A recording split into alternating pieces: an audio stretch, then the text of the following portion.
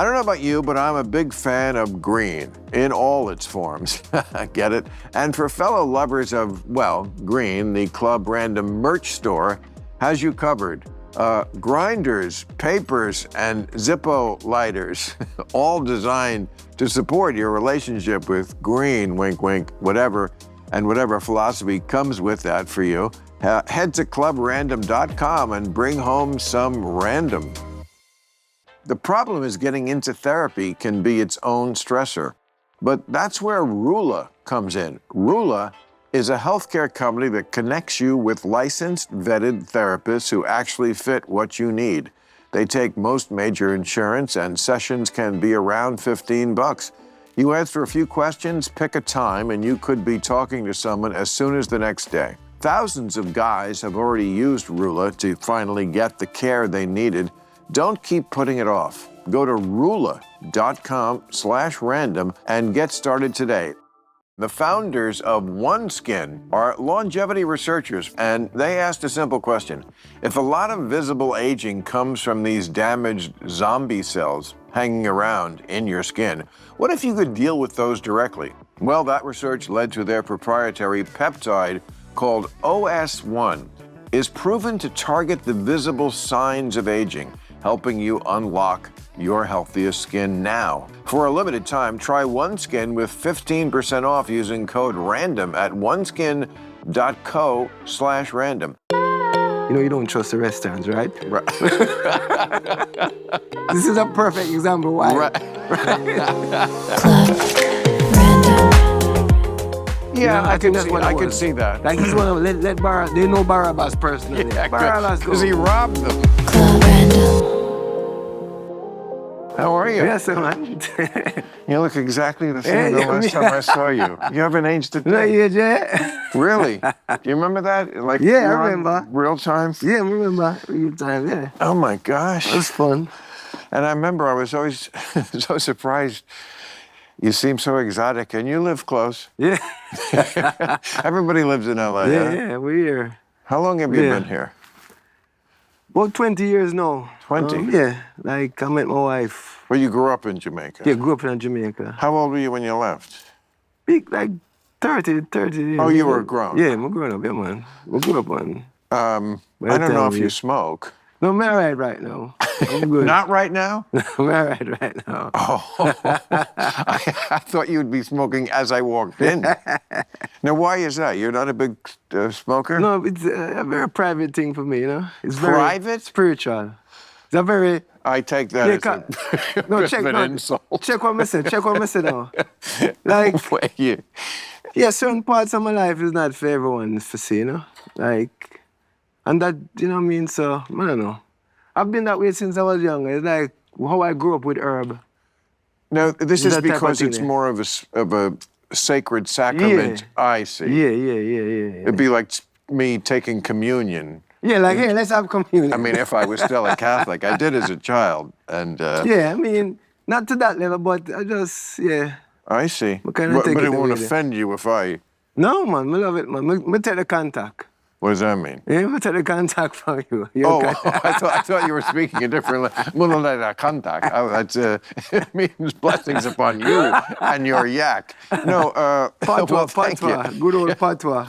Oh, okay. Jamaican style. Contact, okay. Sometimes I try to talk, like, you know, so, like, you know, you can't understand me, but... But do you smoke every day? No, sometimes. Not even every day? Mm-mm. No. Who are you? Who's under that hat? No, man. No, I'm not smoke every day. I smoke when the feeling take us. You know? I'm similar. I don't smoke every day. Yeah. And the thing with me is I can take weeks off or months off. It's not something that I need, you know? I don't like do anything that I need to do. Like, I need it. And I don't want to get like that at all. I mean, so much of your music, which I told you when you were on Real Time, I'm really a fan of. I mean, I feel like you synthesize reggae into something that, for me who grew up on pop, is like the perfect blend of it. Yeah. And but a lot of the lyrics are about you do not like politicians. Yeah. And it must bug you that pot, especially in America now, is so political. I mean, it's because it's legal. So the states are involved. They're getting lots of taxes from it. Right, right. Does this bug you? No, I really, no, we like the fact that, we're not because we used to have a hide and, I used to get searched a lot, coming through customs or whatever because of that. But I like that freedom side of it. But what I'm concerned about is the over-commercialization of it. And then, because, just like the food we eat, the herb we smoke, we want to be as natural as possible. You know what I mean? Because we don't want to put shit in our body. Dude, I grow it right here. Yeah, there you go. You're sitting yards from where the plant is. Pick some Allegedly. No, I kid, officer. No, it's legal now. You can have a plant. Yeah. It's not like I have a whole fucking farm out there, but, that's the only way you can guarantee what you're getting. What you're getting, I don't trust them. No, that's real. That's a good thing. I don't trust restaurants. Yeah. You know what I do before I go out to dinner? Yeah. I eat at home. Me too. Oh, come on. Really? Yeah. I bet the only other person. No, man. It's like I like the atmosphere of a restaurant and sitting with people, but I don't trust your food. I don't want to go there hungry. Right. Yeah. And I don't trust what you're doing back there. Because I know what your game is. You want me to come back to the restaurant. How do you do that? You make something that's so fucking delicious. Yeah. Right? And it is. Restaurant food is delicious. Yeah. Although it's not even really a lot the kind of food I like. I like comfort food, diner food. Yeah. So I basically have dinner and then go out to dinner. Yeah, man, that's right. That's the best. And then just order a salad. I do that to sometimes when I'm going to people's house. Like, even for dinner sometime. I like to eat, let me eat, I don't know what, whatever you guys are cooking for dinner or whatever, that's fine, but let me go at least so that I'm not hungry. Not that we don't trust you, but yeah. we don't trust you. I mean, that's it. I really, it's so hard to keep toxins of all kinds out of your body. It's hard. And then, we travel a lot, and then, I don't know, like, this is just true, like, the food here has a different reaction than the food in Europe or in New Zealand where I've had food. We travel, we eat. The food here, there's something off about it here in terms of when I eat it, how my digestive system process it. You know what I mean? So your reaction to it. Yeah, it's like you can feel like, you can feel it, so, yeah, the quality, we have to put quality in our system, especially now. This age and stuff, so... Yeah, the Rolling Stones wrote about that. Yeah. Remember Jumpin' Jack Flash? Yeah. It's a gas. That's how that was? Gas. Yeah, no, I hear you. Man. Sometimes I get home, if I have eaten in a restaurant, and there will be like, oh gosh, I can't get to sleep. Well, they probably put sugar or caffeine in some fucking thing that I didn't think they would, or I don't trust them. So you have nowhere that you trust? You don't have like a spot that you trust? I trust them. What I trust them to do is to treat me well. Like I love my restaurants here in LA. And the atmosphere, and they just do everything. It's just elegant. You feel like, oh, I'm a grown-up who grew up and got successful enough to eat at this fucking place. And it feels good. Yeah. But I don't trust your food. No, I just don't. It's just not what you're in the business of doing. It's not a health. If you want health food, go cash a bond and buy your weekly bread at fucking Air One. Yeah. I get you. That's true. I mean, I'm assuming you have a lot of kids, right? You live in a traditional household. Does your wife do the cooking? Well, when she started cooking, the first time I met my wife, she wasn't doing the cooking. But she couldn't cook. But then when COVID happened, that's when she started doing the cooking. When started what? COVID. Yeah. COVID. We all went home and she does. People, I guess she had to find something to do, But she's gotten really good at it. Wow. Yeah, she's doing a lot of cooking now. I cook too, but she does. And what other traditional dishes we would find in the Marley house? In the Marley house. Well, I'm going to tell you what we cook. We cook some fried plantain, green plantain. Green plantain. Where you get that? We just buy it anywhere, at any supermarket. Really? You buy it green. I've never seen it in the aisle. What is You it? never see green plantain? Green plantain. Yeah. And we're fried. You ever had green plantain? No. No? I mean, Oh. we're not saying plankton, are we? No, not plantain. Plantain. Plantain. Oh, plantain. Yeah, yes. plantain. Plantain. Yes, Yes. I yes, think yes. I have seen it. Or what does it look like? A It banana? looks like a big banana. Yeah, I've seen the big banana. Yeah. I have seen the big banana. You can eat it ripe or you can eat it green. Oh. So I do that, you know. I use it also to make porridge with it, plantain porridge. Porridge, not so a word that's you a hear kind a of lot. tradition. My wife, she's Jewish, so she make challah. Jewish? Yeah, she born like an Israel woman. Isn't that wonderful? Yeah. So she make challah, and she cook, you know, the Shabbat dinner and things like that. So Right. yeah, we enjoy it. It makes holla when you holla. Yeah. It's great the way the cultures can meld like Yes, that, man, is it yes, not? I man. mean, I did not know that.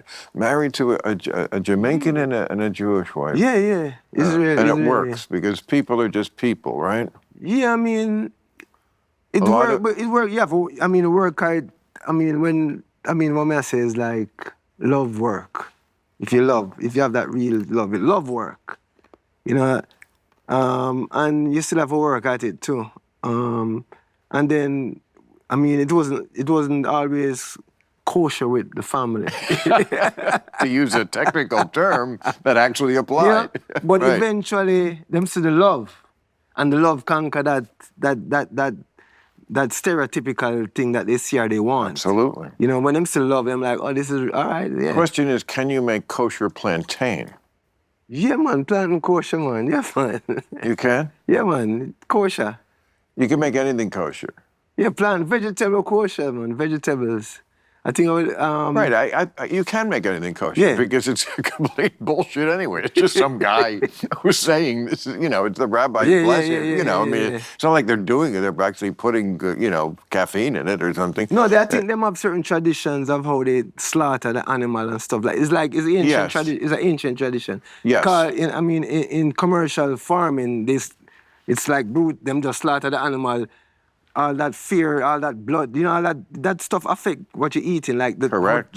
So Yes. it's like how you slaughter the animal that you're gonna eat is also significant. So I think that's where that comes from. Like how you do the slaughtering, Right. Yeah. I think it's better if the animal doesn't see it coming. Yeah. I mean, it's not good for the animal either way, Yeah. let's be honest. But animals do kill each other. It's not like Yeah. they're blameless. But I feel like animals are smarter than we think, and they know when they're like in the slaughterhouse, Of course. and then they're on the line. And, Yeah. and I think that sort of anxiety does affect Yeah, man. the chemistry Yes, man. of the creature Yeah. that then you are eating. Yeah. So it's not just, this is not hippie bullshit. No, it's true. It's true. It's science, natural. Right. It's natural. Yes. So you ever kill an animal? Have you killed? I have not killed an animal. So we grew up on like a semi-farm. So we used to kill. I fished. You fish. That's killing an Killing. animal. Yes, That's killing. you're right. When I was 8 or 9 years old, we went out at the shore on the boat, and I was very thrilled. And you Yeah. caught ling, was the fish. Ling. And it was not even a good fish. Maybe we found a way to use them, but I Yeah. think it was just because it was amusement. It was something that you Sport, did yeah. as sport, Yeah. which is horrible. Yeah. And I killed butterflies. Well, No, that's wicked. I was 5. Come on. You can't, I mean, I don't want to be That's held, wicked. Zig, I don't want to be held responsible for what I did when I was 20, let alone 5 or 40. You just kill. You're curious. I don't know. I didn't think, I was too young to think about it. It was just a sport. Again, like they gave me a butterfly net, and I would go out and, there was, It's in our nature to kill, to be curious it's in our of killing, nature right? to kill, and it's in my nature to collect. Oh. I'm a collector, you know? Yeah. And so I would get them, and then, this is so horrible. There was Why? a thing, and they called it the killing jar, because you want to kill it in pristine form. Right. Because then my father mounted them. You'd put it in this. We had them on the wall. Oh. In glass case. Yeah, I think I've seen that. It was because they're pretty. Yeah. But it's just barbaric when So I you think. catch them and kill them and you put them in a glass case. Yes, the killing jar, and then it was formaldehyde. The fact serious? that of course, it was the killing jar. I mean, the fact that they left it with a 5-year-old to do is hysterical, because I could have been like, yeah, what's in this jar? And been like, for the rest of my life. I mean, but people were like that back then. They weren't that careful with the kids. And so I have killed things, and I'm sure I will pay. Yeah, man, but at least you know what it is like. Because, like, for us, we used to kill we used to have chicken and we have to kill the chicken. And then we eat the chicken in the evening when we're growing up in Jamaica. You know what I mean? That's how you kill, the chicken, you kill it and you eat it. It's a part of... Again, this is why we don't have to feel too guilty about it, because if you've ever watched a nature show, you just see the animals in the wild. The hyenas are lovingly drinking by the river, and then the lion comes and just rips him to fucking pieces. And it's, they're even like, if my dog got out, the coyotes, the coyotes, which are almost definite cousins to the dogs, there would be no professional courtesy. There would be no, our species are so close. I can't rightfully feel good about eating you. Oh, no. They will take Paris Hilton's little dog every day of the week. Yeah, man. No, we are just a part of that same chain of nature, though. Like, I mean, the lion and all, we are... But do you eat meat? Is that part of your... No, I don't eat meat. No I eat meat. Fish. I eat fish.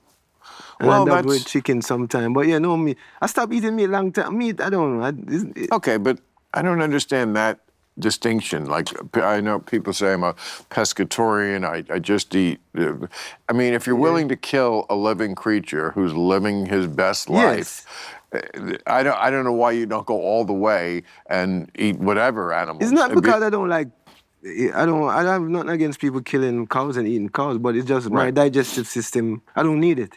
I don't need to put that type of meat inside of my system. Right. From I stopped it when I was young. And when I stopped it, it was like a philosophical, spiritual thing. But I can't put it back into my system. I don't feel like, and what I've heard about meat, like eating meat, I know how long it takes for digest and them type of thing there. I don't need meat, so I don't eat it. Not because of any kind of great idea or nothing. I just... So I'm so fascinated by this and your families, and I'm always happy to see any sort of cross-cultural marriage. My own life, my parents married in 1951. That is a long time ago. And my father Catholic, my mother Jewish. Not really a practicing Jew, but Jewish. And like good Catholic boys just did not marry Jewish girls in 1951. It was much more outrageous then than interracial marriages today. But I think, this is old school liberalism, not woke bullshit. That the more we mix, the more we don't even know what we are, the better. You can't have prejudice if and this is a big theme in your music too, is a lot about the people and, we're not just crayons in a box. I love that lyric, that song, that idea. We're not just crayons in a box. And what's the next line? And we're not labels for the stock. Yes. Great. We're not donkey and elephant. We're not donkey and elephants. Yes. We are the people. I think a lot of this problem in the world will solve if everybody just, love who you love. And your Jewish relatives, they're cool with you? Yeah, man, by now. Always were? No, it was I'm a real strange being. Not only am I not... Not only was I not from here, I don't speak. I'm a different type of... It would be one thing if you married a Gentile, but who's this dude? This Jamaican... Gentile. This is 10 subway stops past that. This is way past this. This is way past that. This is out of left field. People will optimize everything in their life, diet, workouts, sleep trackers, but when it comes to their mental health, that's usually pushed to the side. We've all had friends who hit a wall, work stress, relationship stuff, just feeling stuck. And the second they actually talked to someone, things got clearer. Not magically fixed, just less chaotic, which is already a win. The problem is getting into therapy can be its own stressor. But that's where Rula comes in. Rula is a healthcare company that connects you with licensed, vetted therapists who actually fit what you need. They take most major insurance, and sessions can be around $15. You answer a few questions, pick a time, and you could be talking to someone as soon as the next day. No weeks of waiting, no guessing if you picked the right person, and they actually help you stay on track. So it's not just one conversation and you disappear back into your habits. It's simple, it's affordable, it's something you'll actually use. Thousands of guys have already used Rula to finally get the care they needed. Don't keep putting it off. Go to rula.com/random and get started today. That's RULA.com/random. Take the first step. Get connected and take control of your mental health. This episode is sponsored by OneSkin. I know that you guys watch me every week and think, damn, Bill's skin looks amazing. I know it's true. So I wanted to tell you about OneSkin. The founders of OneSkin are longevity researchers, real scientists, and they asked a simple question. If a lot of visible aging comes from these damaged zombie cells hanging around in your skin, what if you could deal with those directly? Well, that research led to their proprietary peptide called OS1. It's designed to switch off those senescent cells so your skin can repair itself, support collagen, and strengthen the skin barrier. Look, we all know Hollywood is flat out ageist, so my team at Club Random has been using OneSkin in their routines. And the thing I noticed is their skin just looks healthier, it's smoother, less dry, and I have no idea how old anyone is anymore. It's simple. You're not doing a 45-minute skincare ceremony. It's just one product. And this isn't just my team's experience. OneSkin's products are backed by extensive lab and clinical data, including 4 peer-reviewed clinical studies to validate their efficacy and safety on all skin types. Born from over a decade of longevity research, OneSkin's OS1 peptide is proven to target the visible signs of aging, helping you unlock your healthiest skin now and as you age. For a limited time, try OneSkin with 15% off using code RANDOM at oneskin.co/random. That's 15% off oneskin.co with code RANDOM. After you purchase, they'll ask you where you heard about them. Please support our show and tell them we sent you. So I think was skepticism and unsurety, and usually a Jewish family want the wife to marry somebody who's Jewish and continue. That's the whole thing. Or continue the tribe. Or this is, I think, even more common. The Jew marries the non-Jew, and then one of them converts. Like lately, I think it's a lot more people becoming the Jew. They're not Jewish, but the husband is Jewish, and it's like, okay, I'll be a Jew, as if it mattered. But like when my mother did it, she didn't become a Catholic, but she had to pretend. They made her go to Catholic, Oh, yeah. Yeah.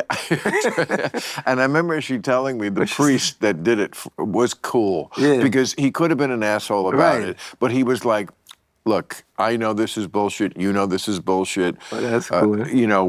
I'm gonna tell you about Catholicism because that's how the kids are gonna be raised. So you'll be educated in it. But you don't have to pretend. Okay, I get it. I'm in the church. Believe me, I know this is bullshit. If anybody knows, it's me. A little more lotion on me, Billy. No, I kid the priests. But let me tell you, because the thing with me and my wife and her Jewish heritage is that I was already connected to it from my upbringing through Rastafari. Because within the Old Testament, Solomon, David, yes, is the same. Haile Selassie, who is one of the men who, in the day them you said that is God. He was a lineage from Solomon. So I feel like I was already right. They are linked. That already, so I was already there. They are linked. So I never feel like I have to physically transform because I was already spiritually who I am. My name is David. My name is David because of that reason. My parents' name is David. My father called me Ziggy. But we were always connected to the traditions. That's why we didn't eat pork. We follow all of the rules, them. We kosher. We follow all the kosher rules from growing up. And I didn't know what Jewish was. But this is the way we were living anyway, without knowing what Jewish was. Well, certainly your cooking must have been better. Jewish cooking is famously not, That's the European style. The Middle Eastern style, they can cook maybe some food. so. Yeah. I mean, like matzah. That's the European stuff. And you know what matzah? Yeah, I know what matzah, flat and not tasteless. And the reason why was because they said, the Jews were always so under attack. They had to be ready to leave in a minute, so they couldn't even wait for the bread to rise. Right. It's like, whoa. The matzah. And you other people are complaining? These poor motherfuckers couldn't even wait for the bread to rise? No, man, you gotta go. Wow. Yeah. Struggle. But it is not known as like the world's most delicious cuisine. No, not the European. But I'm telling you right now, because I'm sure you're right. I've experienced it. So I'm gonna tell you right now, the European side of things is different than the Middle Eastern side of things. You understand? The Middle Eastern food, yeah. Well, there's. And Persian too. Because my wife is also Persian too. So the Persian side. Your wife is Persian. Persian Israeli. Oh, well, there's a Persian Jew in the Bible, Esther. That's her bloodline. That's where she's from. So that's and the David bloodline goes to Jesus. Yeah. So they say. Yeah. I mean, but they do make a point. Yeah. In the New Testament of making that connection for people that the line of King David is begat, say hello to the Messiah. Yeah. I'm summarizing the Bible, but I'm also not getting it wrong. But you're right. There all these cross currents. I mean, Islam is an Abrahamic religion. In the Quran, Jesus is in the Quran. He's just not considered the final prophet. Right. Yeah. It's all connected, man, but... But is that all connected to Rasta?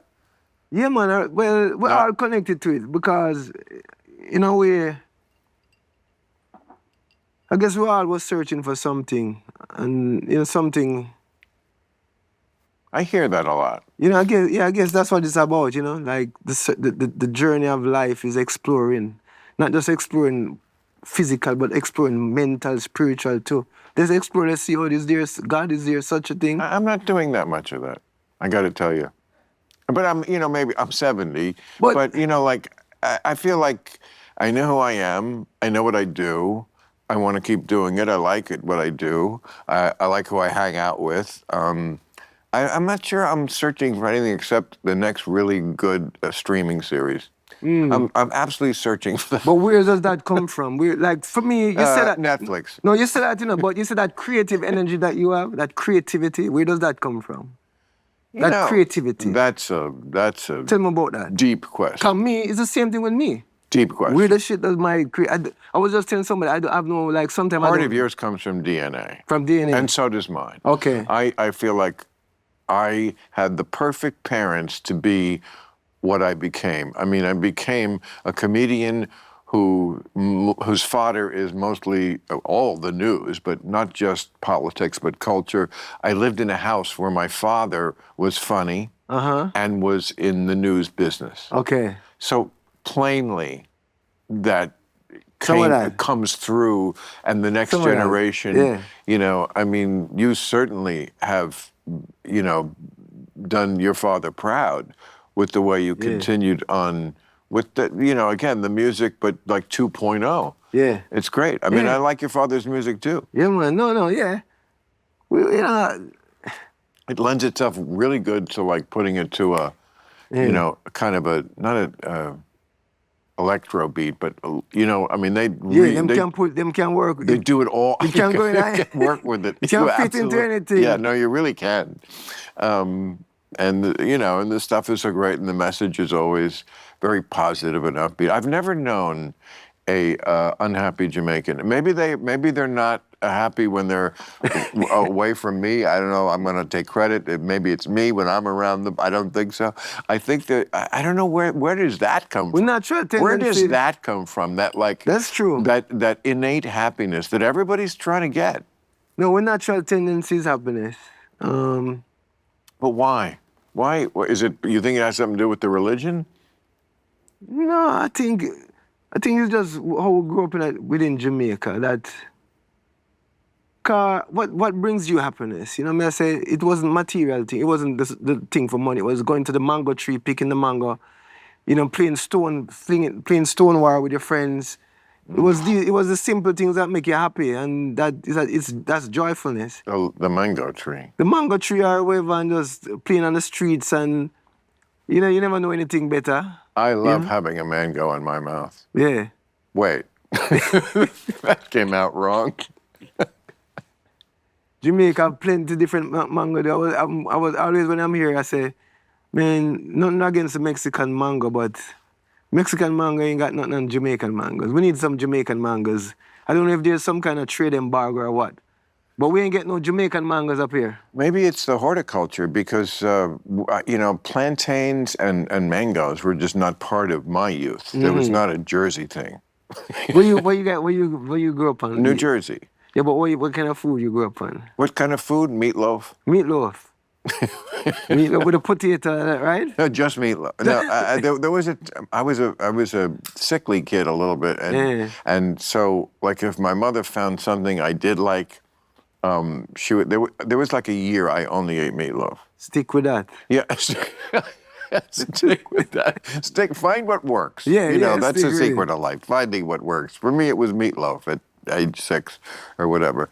But yeah, I'd catch butterflies, I'd kill them, and then I'd go out to meatloaf. I mean, that was my life. But you know, it was normal. I mean, first of all, the food wasn't processed. Right. That's the key. Different, yeah. It wasn't whether it was vegetarian or meat. It was that it wasn't poisoned. Yes. By the man. Yes. Am I right about the man? That's true. Okay. That is so true. I know about the man. That's true. Fuck man. him. I'll fuck that man up, System. Man, we call it the system, you know? The system. Yeah, That's right. Yeah. Against the people. Bill, I was looking around here, and just, you know, because I'm here and I was wondering, because I have questions too. Yeah. You know, like, what Club Random, where that come from? Look who I'm talking to. It's so random. Random, okay, I got it's you. It's like last week it was Sam Harris, this week it's you. Me. You know, next week it's the ghost of Elvis. I mean, you just never know who's going to be here. Yeah. And that's what I love about it. You know, I mean, I love I get to sit here and, I mean, would we be doing this if it wasn't a podcast? Probably not. No. And yet I'm enjoying myself so much. The freedom, that's the freedom of getting outside of the system, right? The man. Eh? So just getting to know somebody, like, for real. Different, yeah. You know, there's almost no greater pleasure in life. Maybe sexy time, yes, of course. Nothing can really compete with that. But next to that, you know, there's nothing like just actual communication. Like, oh, I like this guy. I always like this guy. Who is this guy? Right. You know, just I could go to get in just, you know, an hour or two, you can go so deep. You know, there are people who I've known for 40 years who I don't really know because they just never go to that level. True. And there are people who I feel like I know after an hour. Yeah. You know? No, I understand that. It's about how much you're willing to, like, let somebody in, how secure or insecure you are, because insecure people can't be honest. Yeah. They're always, like, playing defense. And they're always fronting and pretending that. And it's like, you know what? I just, whatever. You're not fooling me anyway. and so it's just boring. Yeah. But, like, somebody like you who's real, you know, it's always, so I try to have people here who are only real. Yeah. You can't always win that battle, but, you know. That's true, but, you know, for me, like, I was always a shy person still. So I feel like some people sometimes mistake that, you know, and think I'm, like, standoffish or whatever. But I've always been shy. But I'm coming out of that a little bit now, I think. Like, even talking to you here is a little bit of me coming out, because we're just talking. This is not an interview. We're just talking. Correct about that. You know what I'm saying? No one could ever accuse this of being overproduced. No, or produced in any way. And that's the way I like it. But, like, see, a lot of people would say, when you go, I'm shy, because I was the same way, painfully shy as a kid, especially in an adolescent. Just when you really need not to be shy to talk to girls, you are. Yeah. It was horrible. But they hear you say that and go, "What are you talking about, you guys? You get it on stage in front of thousands of people. How can you be shy?" And they don't realize that it's a whole different thing. You can be shy in front of 2 people and not shy in front of 10,000 because it's an audience. It's not a person. Right. It's a different experience. That. Not that we don't love them individually, but they're not an individual in that thing. And they're not also in control. Right. And they're not talking back. Right. Well, sometimes they are. But, no. But in general, it's a different relation. It's just a different kind of relation. It is. I'm doing something for you, and you want me to do it for you. So we have this wonderful sort of symbiotic relationship. You want me to do the thing I do well, and I want to do it for you, to give you that gift. Because I remember I did something for my kids' school. One of them have like a fundraising thing, you know? And they asked me to perform. So I carry my kids to school or whatever, and I did a show, and this teacher was like, she couldn't believe it's the same person. Because when I carry my kids to school, I'm like, but when I'm on stage, it's a different thing. It's a different energy, you know? So it's true, man, yeah. Right. What did they expect you to walk into the school with the kid and burst into song? No. Yeah. It's funny too, because I always want to, because my father, right? Talk a little bit about my father, because there's this image of my father out there in the world. With the girls and just Bob Marley, and when I was growing up, after him passed, I was growing up, and I was shy, and I didn't see my father as a shy person. Like in after him passed, what my mindset was about him. But then one of his oldest friends, Neville, who was around him, one day he said to me, one day we were talking, and he said, people think Bob was like a girl's man who chase girls, and I said, no, my father was a shy man. It kind of made me kind of go ahead. To be fair, when you're Bob Marley, especially in Jamaica, you can be a shy man. The girls will still chase you. Yeah. Okay. You don't need to be an unshy man when you are the biggest badass on the block. I mean, that's true. We were talking about human nature before. That's true. It is human nature for the female to want to get with the alpha male. That's true. So I'm not saying I don't know. No, that's true. That's true. I don't know anything. That's true. I mean, but I'm guessing, there are certain people, men are always looking for an opening line. Right. There's I some try really hard. corny ones, but did it hurt when you dropped from heaven? That kind of bullshit. Your father's opening line was, "Hi. Thank you very much." Yeah. So kind of you to say those compliments to me. That was his opening line. Okay, it's a little different. I get you. Yeah. But no, it kind of made me understand some of my traits of why I am the way I am too, by understanding some of his traits in that way. So yeah, you don't have to... Like what? For me, I got through my father, funny, politics. It came right through. You think the same with your father? Yeah, I mean, Bob is like... I think I even take it to another level.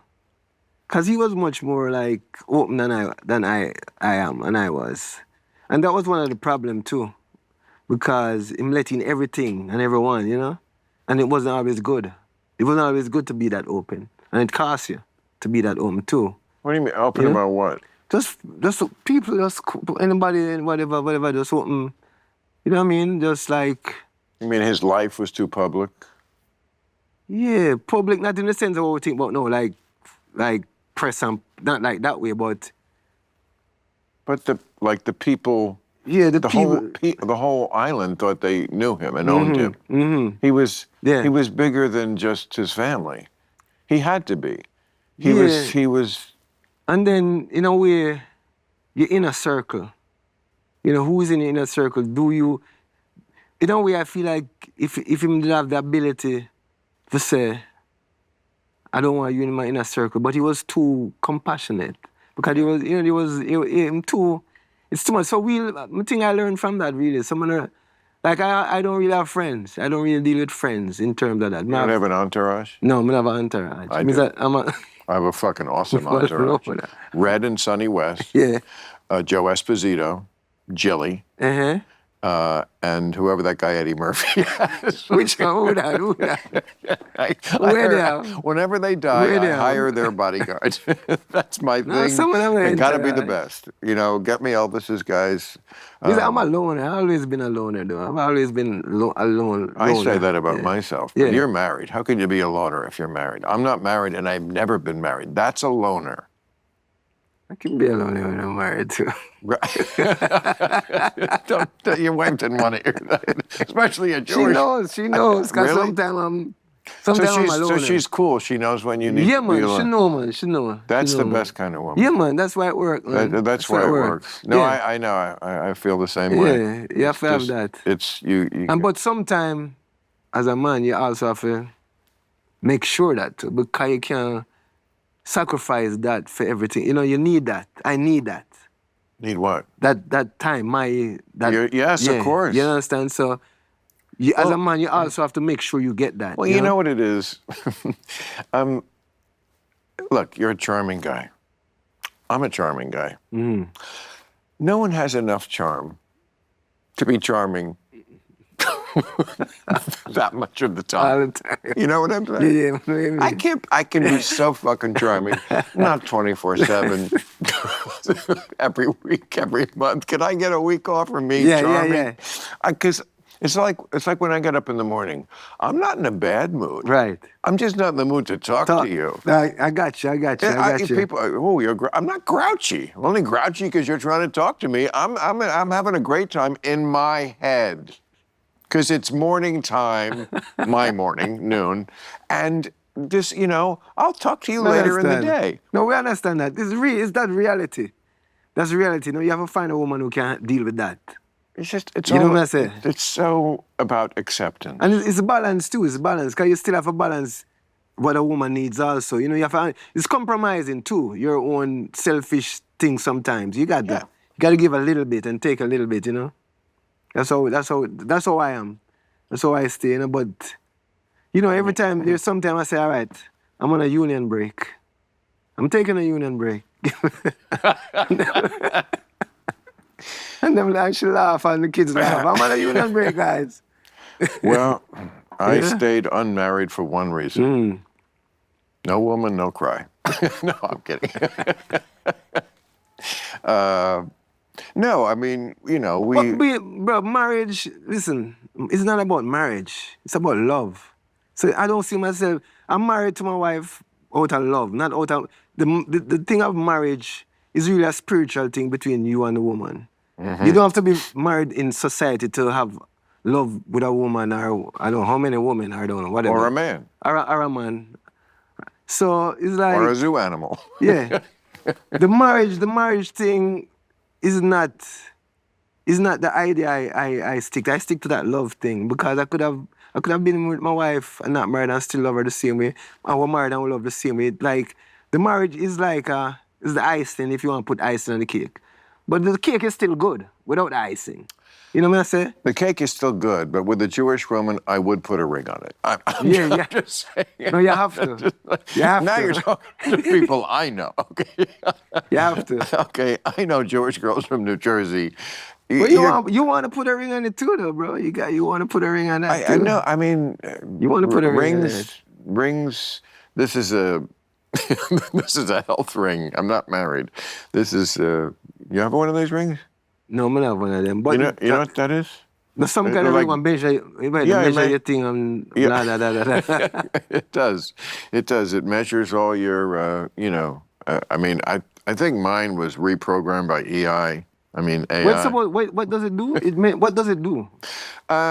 Mine tells me my dick is amazing. I don't know what the other ones do, but it just says my erections are through the roof. Now maybe it's the way I programmed it. I don't know. No, so I don't like jewelry really. So what's that?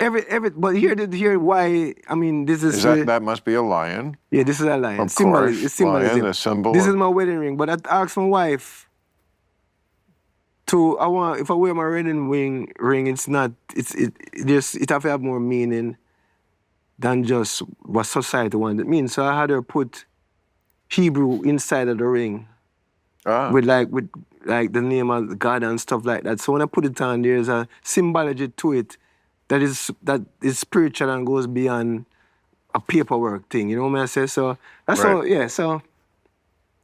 But the lion. So are there lions in Jamaica?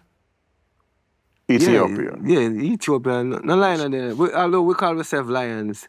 You know, we have a handshake in Jamaica. We have a hand style in Jamaica called a lion paw handshake. People still get the connection wrong, don't they, between Jamaica and Ethiopia?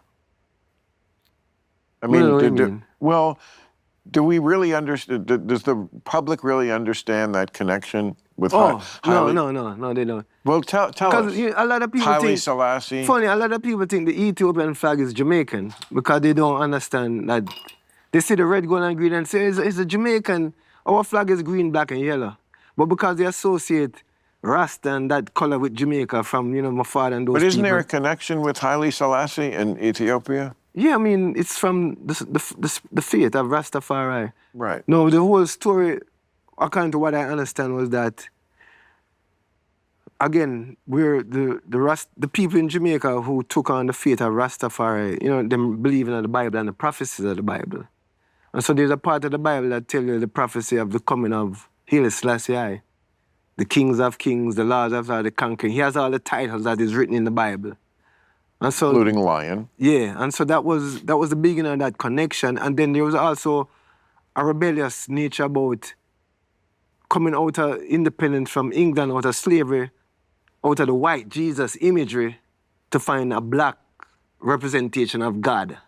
That is not the white Jesus that came from slavery and colonization. So that was that was the edge that Rasta had that rebellious nature. And then the locks come from the Old Testament, the vow of the Nazarene, which also in the New Testament, Jesus was a Nazarene. Yeah, he was Jesus of Nazareth. Right. And he was not born in Bethlehem. Right, and John was also, so you kept your hair unkempt. You don't cut your hair, you don't drink no alcohol, all of these type of traditions. So that's a lot of connection there. And then with Ethiopia connection is through the line of Solomon and Queen Sheba. Right, Queen Sheba. Right, who was a queen of Ethiopia. She went to the land of Israel at the time, the Hebrew land, and she and Solomon had a child. She had a child in Ethiopia, Menelik, and then that's where the lineage and the connection started with the Hebrew side of things, So, yeah, the connection that really. The Bible would say Solomon knew her. Yeah. You know the story of how supposedly he got her? Tell me. So all right, so the story is she went into the palace or whatever, bedtime, and she never want to get with Solomon, but Solomon said to her, listen, all right, you don't want me, but listen, if you touch anything of value of mine, then we got to get together. Don't touch any of my valuables. By the way, Drake says the same thing. So if you touch anything valuable of mine. When Solomon prepared the dinner, this is the story. Solomon told the chef, put a little extra salt. Put a little extra salt in the meal. You don't trust the restaurants, right? Right. This is a perfect example why. Right. Put a little extra salt. So after they had dinner and thing, Queen Sheba went to the bed and thing, and in the night she got really thirsty, So she was looking for some water. So she said a thing of water, and she said, oh, here, let me drink some water to quench my thirst. And Solomon was like, aha, I tell you, if you touch anything of value of mine. And she was like, that's just water. Water. And he's like, that's the most valuable thing. And in the desert, yeah. And they had a baby. So that's the story. The most valuable thing was the water, not the fancy gold, not whatever that jewelry or nothing. And Solomon is the son of David? Yeah. Right. Yes. So it's David and then Solomon. And yeah. Solomon, of course, we know, if people know anything about him, wise, because he's the one who The baby. The baby. Right. The story of the baby. Yeah. And what that, tell the story of the Splitting the baby. Well, splitting the baby. It was two women were saying, it's the same, this is my baby. Two women were both claiming that this baby was I said, theirs. I'm going to cut the baby in two and give. And the real mother was like, no, give it to her, give it to her. Because that's what the real mother would do. And that was the wisdom of Solomon right there. Right. That's the movie Sophie's Choice. Sophie's Choice, that. You know the movie? I've heard of the movie, never seen it. Meryl Streep. Well, is that what it's like? I mean, she basically, it's too sad. I don't want to go into it. It's very sad, but it's a kind of a Holocaust story with the baby, and it's similar. Okay. She has to make a terrible terrible choice about the baby. I mean, among the horrible things that humans do is force unbelievably horrible choices on another human. Yeah, I mean, leadership, I feel like the world, the human, we have a leadership issue. I think the human race have the possibility to do good, to be better. But the top, there's something going on at the top that, I don't know. But who puts the people at the top? That's the question. It's like, true. How do people get to that place? Because it must, in some way, either it's by election or just by acquiescence, everybody else, all of us, taking a little responsibility and saying, well, true. Somebody else could be at the top, but that's who came from us, who either fooled us, right, or in some way actually engaged us in wanting that person at the top. I mean, it's so easy to yell at politicians, and I agree. They deserve to be yelled at. You're right. I mean, when I hear you yelling at them, it's like it's a very satisfying feeling in the song. But like the deeper issue is, how did they get there? True. Hitler got elected. He was elected. People don't remember that. True. And I don't know. I mean, Jesus was put on trial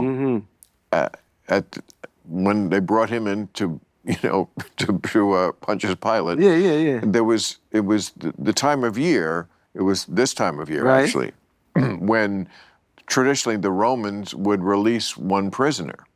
So they had this other prisoner, Barabbas. Yeah. You know him. Why are you laughing? I know the story.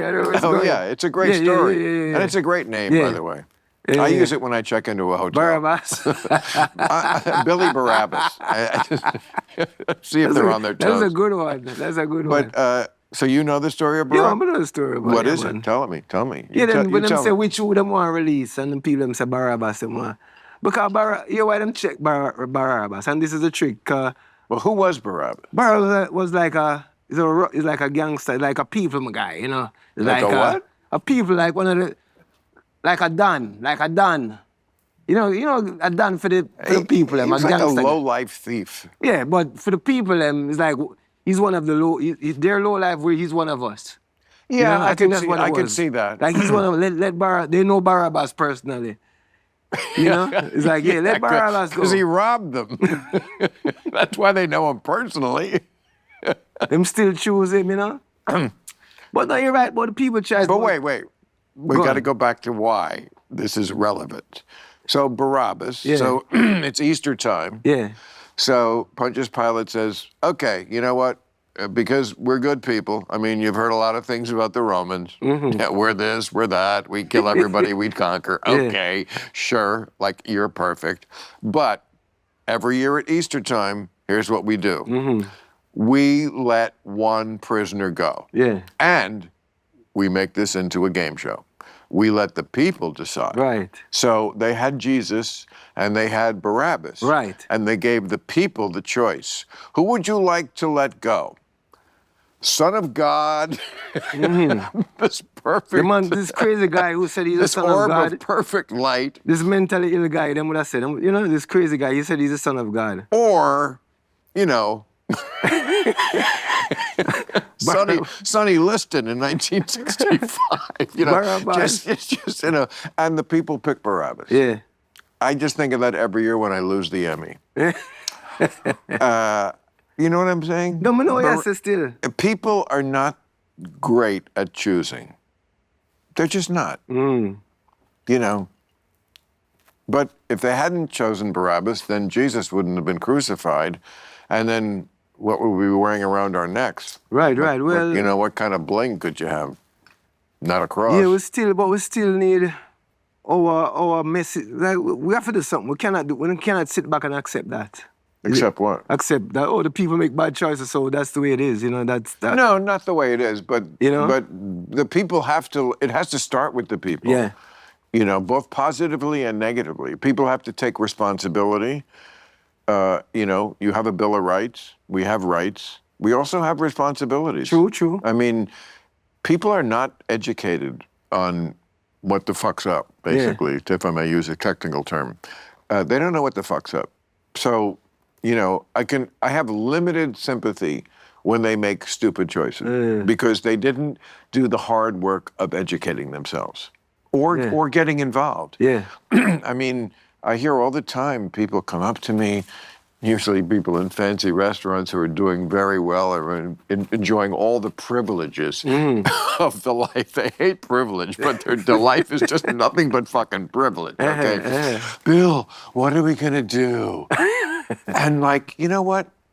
You know what they do in other countries? If they really think things are this bad, they go on strike. They have a national strike. They sacrifice. They sacrifice. Them Stop ordering from sacrifice. Amazon. Yeah, them sacrifice. You really hate what's going on with the environment so much, and yet every meal is delivered from Grubhub. Them sacrifice. An environmental disaster. You're into crypto, an environmental disaster.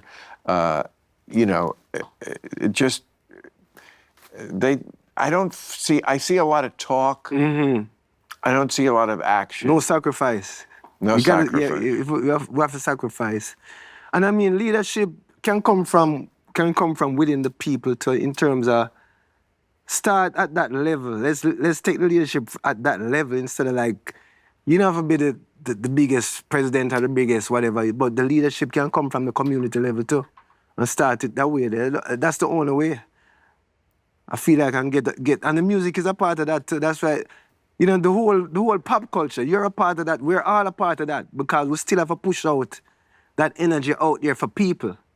You know, we still have to do that. We're all a part of that. You know, we have to fight them too. We have to, just like they putting out, just like they doing their thing, they're doing their whatever they're doing for them. We have to punch back as hard with our stuff, with what we doing. You know, we have influence too. We can, you know. When they go low, we go lower. Yeah, bro. We go lower and smarter too. Yeah. God's not looking. He was called away from his desk. Yeah. Okay. No, man, I just thought, you know, No. I know it's sacred. You see, Sacred to me. Yeah, and I'm true to myself. I know, you know, when I have a song called True to Myself, so I have to live up to that song. No, man, I don't. That's, you know, I'm gonna try it like, I remember one time I was in Holland on a radio show, and they would be Love like, Holland. like, hey, you want me smoke on the thing? I'm gonna say, I don't smoke on demand, you know? I don't do that. I'm not like that. I'm not, But that must be very disappointing to people. Yeah, it is. It is, because they want that imagery, they want that thing, you know, but... I mean, it's like the that. Pope coming out and they'll be like, put the cross away. It's just not what I am all about, okay? I mean, I don't know what you've read about me. That is so true. The Pope. That is true. You know, Catholic, this whole That thing. is true. Yes, I am, but I don't have to fucking see it all the time. All right, we get it. He died on the cross. Yeah, that's true. But is Jesus part of Rasta? Is he Yeah, one man, of Yeshua. We're not calling yes. Jesus. Right. God- That's the Jewish name Yeah, for him. that's his name. That's the right name. Well, very few That's his people were name. more Jewish than Jesus. Yeah, that's his name is Yeshua. His name is not Jesus. I mean, for the first 100 years of Christianity, it was really just a offshoot of Judaism. You know, Jesus is a very big character in Judaism. I mean, he was born in a Jewish man in a Right. Jewish, you know, it's amazing how many kids are dumb enough not to understand this. Like, Jesus, Jewish? Oh, you can. He's Christian.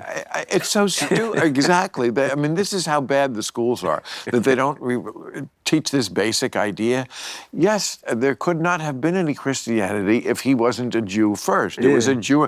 But I'm telling you, for the first 100 years, you know, there were no Christians. They were like Christian Jews. There were people who these crazy people who thought, oh, this is the Messiah. Right, this is right. Whereas the old guard was like, no, this isn't the Messiah. Right. We're still waiting. Right.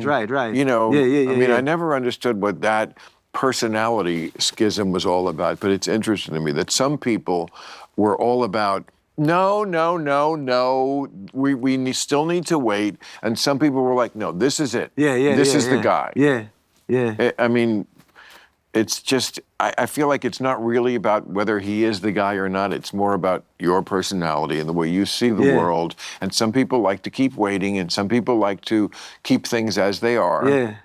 And some people are like, no, this is the new thing. This is great. He is the Messiah. Come on, get on board. And then they miss the teaching, and then they miss the lifestyle. Them take that and put that up as the thing. Like, oh, he's the Messiah, he's Jesus, and I believe in Christianity. But how you live in your life, his example, you're not living his example. No. But you only live in that, wearing the cross, but not living the example of Christ. So it's very few people who count themselves as Christian have any idea what the example is. Or if they do know, which is probably worse, they ignore it. They ignore it. It's too hard to live up to. It is, Love thy neighbor, turn the other cheek. These are just not, and people just will tie themselves in intellectual knots to find their way back to some justification, where they can say, like, fucking the poor, it's what Jesus would have wanted. What Bible are you reading? It's just crazy. He was such a hippie, and the Republicans love him. Well, man, sometimes I don't understand how they miss. I like how them, as you say, people, like, it's so easy for, like, fool people, fool the masses. It's like, cause I see it clearly, and I'm like, how come nobody else not seeing what, like, the clarity that I'm seeing? What's going on? Like, it's really interesting to me, though. Looking at that whole Christian thing. That's what makes it a great thing to write about. Right? I mean, don't you get your inspiration to write a song? I mean, there's always like a meaning behind it. It's very,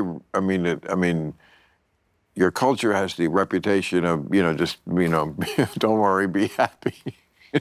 But there's a lot of deep shit, in you and your father's stuff, I mean, it's not just, true. It is true. It's not just the surface of life. True. I mean, it is. There is a happiness there. I'm telling you, every Jamaican I've ever known was like their default setting. Right. That's true. Was happy and smiling, and I don't know where that comes from. Maybe the herb, I don't know. You think it's the herb? Maybe. Jamaica. I mean, it's made me happy for 50 years, 50 years, and still not addicted. Isn't that awesome? No, man, you have control of yourself, but that's my thing with me. Like, I'm not a control freak, but I must can control myself and not let others or anything else control me or tell me when or what we need for those. That's a part of my attitude, Who are you threatened will control you? Anything, like watching the news, watching a movie. If your mind is not strong enough, these things can influence you. Listening to a song, something negative, these things can go in your brain, and over again, eventually it influences your mind. It's the humanity in me. Love for all humanity, man. I'm not partial. It shines through everything you ever I'm not partial, recorded. Yeah. Either you're the greatest actor in the world. No, I'm not. Which I don't think that's it. Or that's who you are. Yeah. And I think that's who you are. No, a real thing, No, man. I know you are. A real man, a joke, man. No, I get it. Yes, man. Oh, and it's great, you know? Yeah, man. I mean, like, there's 2 times in the day, I feel, where you really need and want, and dare I say deserve, because I'm Gen Z, positivity.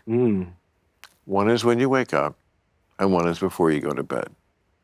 Like, before I go to bed, I know this is bad because it's light. True, I get it, not good.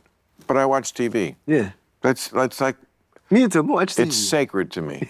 Like, just like Rasta is the, this is, you want to know sacred for an atheist who never got married? Yeah. It's watching TV before you get to bed. And not on my phone or the iPad, like on a big ass screen. Yeah. Okay? Like I'm at the fucking Cineplex, all right?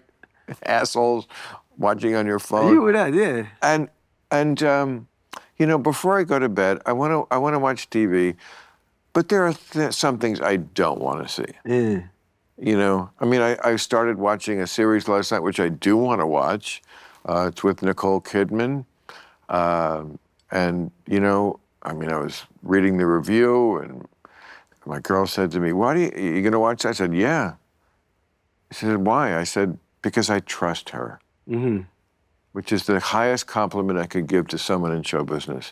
I trust you. You have, every time I watch something that you're in, it's almost always good. Right, you know, you right. pick good projects. Yeah. You're always good in them. But it's about a fucking, you know, serial killer doctor. I don't want to, you know, it's like, before I go to bed, I do not want to see autopsy scene where the mangled body of the sexually abused victim. Yeah. Just, okay. You know, and also when I wake up, yeah. you know, I have a special playlist for just for waking up. And it's almost all songs with the word beautiful in the title. You know the Ray Stevens song, Everything is Beautiful? Yeah. That'd be a great one to do, Reagan. Yeah. That would be great. Yeah? You know the song? Let's check it out. Everything is beautiful Yeah. in its own way. Yeah. Yes. With the, there's a child chorus on it. Let's check it out. You should. Yeah, man. I'm telling you, that'd be... man. No, I mean it. Yeah, man. Yeah, man. Don't man. Me. No, man. Yeah, man. Yeah, man. Don't man me unless you mean it. Yo, no, I'm taking in everything, Everything is beautiful in its own way, like the starry summer night and a snow-covered winter's day. Everyone is beautiful. Yeah, in their own way. That's true. It's so you. That's true. You don't be too good to do a cover. No, you don't need them, but you know, a lot of great people have done covers. There's no shame in doing a cover. No, man, I'm not ashamed of doing a cover. Have you ever done a cover? I did Drive. Drive. Wow. I did Drive for the Adam Sandler movie there with Drew Barrymore. Oh, cool. Yeah, I actually started doing that song live, cause usually I don't like doing covers. That's true. I don't like doing covers. But Beatles did 18. Beatles. The Beatles, a 60s mop top group. They were big in England. Never hit here. I don't know what happened. They tried, just flopped. But 18 covers. Them 18 covers. And some people don't even know it was covers, do they? Some of the fans, they might not know it was covers. I feel like it'd be harder to find musical artists who didn't ever do a cover. Oh, because that's true. You know, Prince did covers. Prince. Yeah. Betcha by golly wow. Remember that one? It was creative. Prince did that one? Betcha by golly wow. By the Stylistics? Yeah, I know that song, but I never know Prince do a version of that. Yeah, you don't. What you say? Exactly. But I do. Yeah. Let me look it up now. Don't fuck with me on this, man. Yeah. When did he do that one? Like back in the early days? I can't give you the year. But check it out. I forgot to check it out. Bet You by Golly Wow by Prince. You're going to do that. And then you are going to do a cover of Everything is Beautiful by Ray Stevens. But yeah, wake up in the morning, you got to hear that. You got to hear Barbra Streisand's You Got to Get Up Every Morning with a smile on your face and tell the world that you're beautiful. Again. You serious, man? I'm telling you. You serious, bro? I'm telling you. You got to get up to good. You serious? You got to go to bed to good. Gosh. You can't go to bed to an autopsy. Yeah, and you no. And you can't get up to it. And your stuff would work on either end of the day. I like my new stuff. I tell people that this is the only album I did that I listened to not as the artist that did it, but just as a listener. Like, it really uplifts me. Because I think that's why I wrote some of the songs, to kind of, from a mental, emotional health. Well, tell me about it. It's called Brightside. It's not even out now. No, it's not out yet. We have a single out called Racism is a Killer. But when is it out?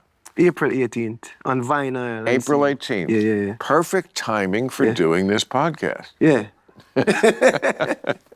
It's weird how that works. See there? We have to make it work. Well, and when was your last studio album? It's been a while.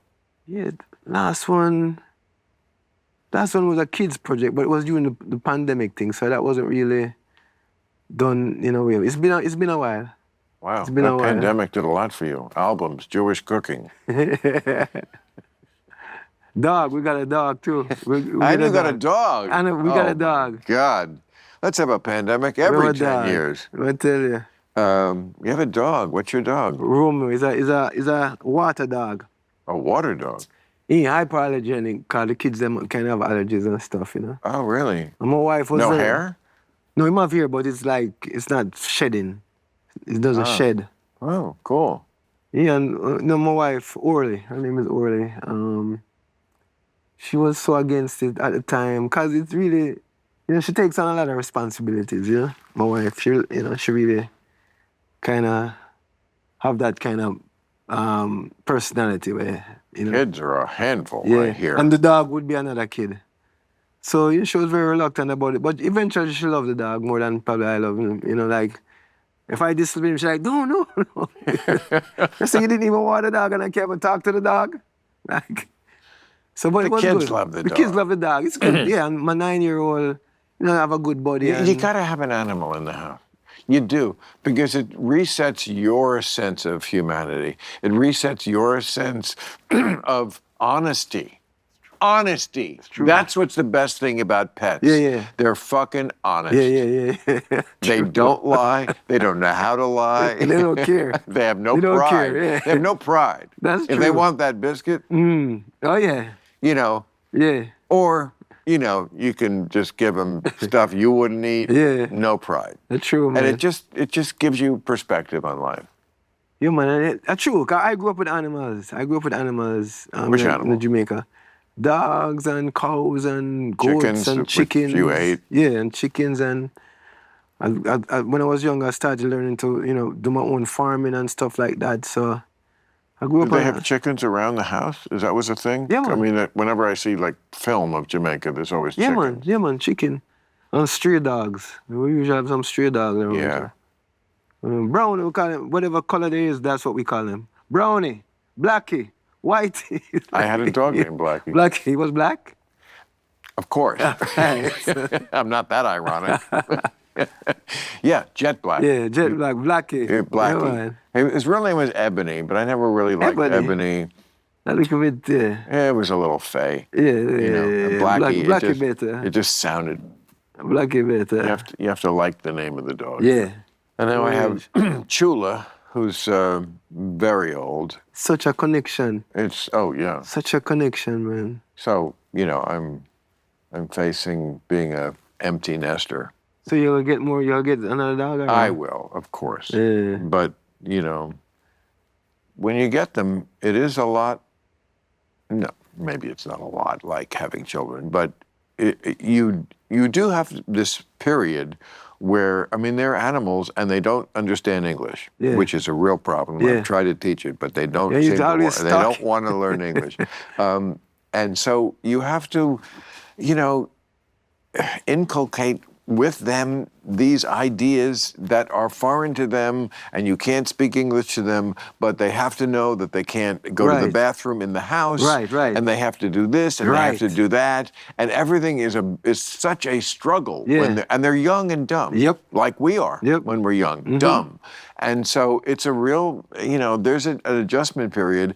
Really, with dogs, you only get like a couple of great years where they're still bouncy and full of life and thrilled when you come home, and not like a pain in the ass who shits in the house. And then they soon get old. They get very lazy after about age 4. When my dog get old, because he's so active, we play with him all the time. How old is he? What, 3, 4? Yeah, exactly. Trust me, when he's 6, he's like, he wouldn't get up when you walk in. I'm over it, man. You've been through it. I haven't been through it.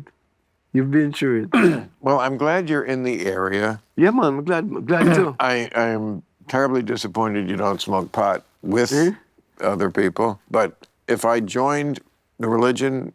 No, you're not for joining the religion. Love is my religion. Love is my religion. Okay, it's getting a little weird now. What are you saying, man? What do I have to do to smoke pot with you? No. What time outside of the view. But maybe some other time you'd smoke with me? Outside, yeah, man. When? In the right setting, with the right, I'm gonna give you the experience of my experience of it. Because I was really looking forward to coming over here and having my mind blown with your superior, unbelievable Jamaican dope. So I can't tell you. We're gonna get to it, and it's gonna be a story that we'll tell. But no one will see it. Great, something to look forward to. No one will see it, but we'll tell the story. As the poet said, anticipation itself is a sensory delight. See that? Thank you, bro. That was a lot of fun. Love, Bill. Yeah, man. Thank you, brother. Love, man. Love. All right, man. I mean, man. Club Random. Okay. Nice, man. Nice place. Nice vibe. You good, man? You good? Are you good? Yeah, man. I'm good, man. You had a good time? Yeah, man. Oh, I can tell. Thank you, man. Me too. Thank you so much, man. Thank you. All right. Club Random.